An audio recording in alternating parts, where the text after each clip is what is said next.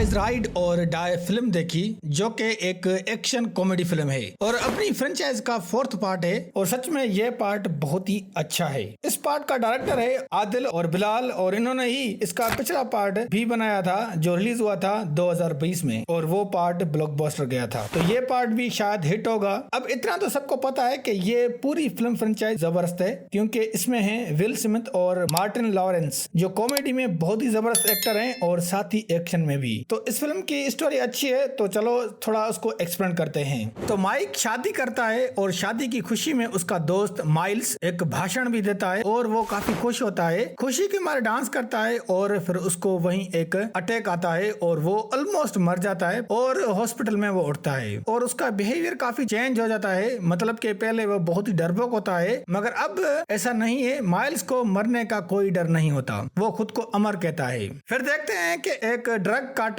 James McGrath आता है और वो कैप्टन हॉवर्ड को मार देता है। अब कैप्टन हॉवर्ड माइक और माइल्स का बहुत ही क्लोज होता है और उनको बच्चों की तरह समझता है। तो पुलिस समझती है कि वो ड्रग कार्टेल के साथ मिला हुआ है और करप्ट है और ये बात माइक और माइल्स को पता चलती है तो वो उसको बेगुनाह साबित करने की कोशिश करते हैं। देन इनको कैप्टन हॉवर्ड की वीडियो मिलती है कि पुलिस डिपार्टमेंट में गद्दार है और उसको एक क्लू मिलता है और फिर माइक जाता है जेल में एक अरमांडो नाम के शख्स से मिलता है। अब बता दूं कि अरमांडो बेटा है माइक का। फिर अरमांडो बताता है कि कैप्टन हॉवर्ड करप्ट नहीं है और वो उसको जानता है जो भी इसने ये किया है, उसको नाम नहीं पता मगर देखेगा तो वो पहचान लेगा। फिर जेल में ही अटैक होता है अरमांडो पर और अरमांडो उन सबको मार भी देता है और ये बात माइक को पता चलती है। तो फिर माइक पुलिस डिपार्टमेंट को रिक्वेस्ट करता है कि उसको उस जेल से निकाल कर मियामी की जेल में शिफ्ट करो और फिर जब हेलीकॉप्टर पर अरमांडो को मियामी जेल में शिफ्ट करते हैं तो उसी हेलीकॉप्टर में माइक, माइल्स और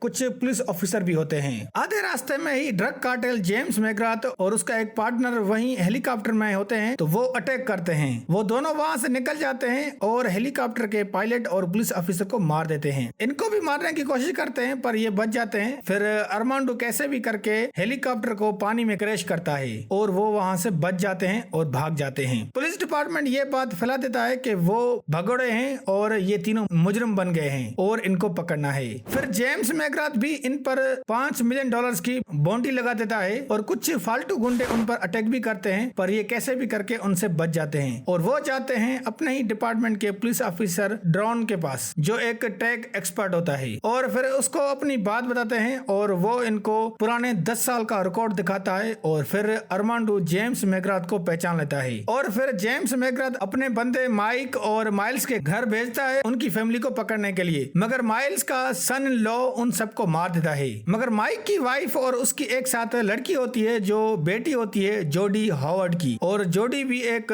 यूएसए की मार्शल एजेंट होती है और वो भी माइक, माइल्स और अरमांडो को ढूंढती है ताकि वो अरमांडो को मार सके क्योंकि उसे लगता है कि उसके बाप कैप्टन हॉवर्ड को उसने ही मारा था।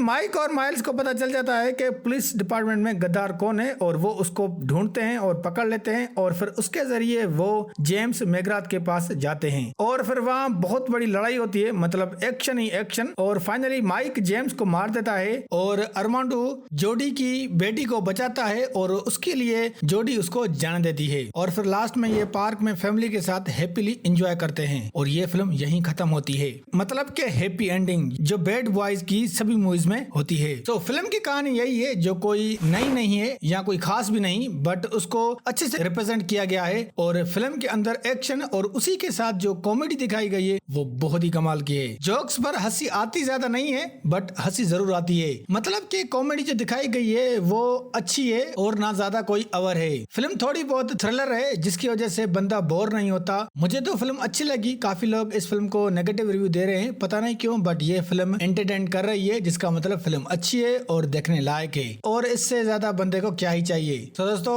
आई होप कि आपको ये वीडियो अच्छी लगी होगी। अगर वीडियो अच्छी लगी तो लाइक करें और प्लीज हमारे चैनल को सब्सक्राइब करें।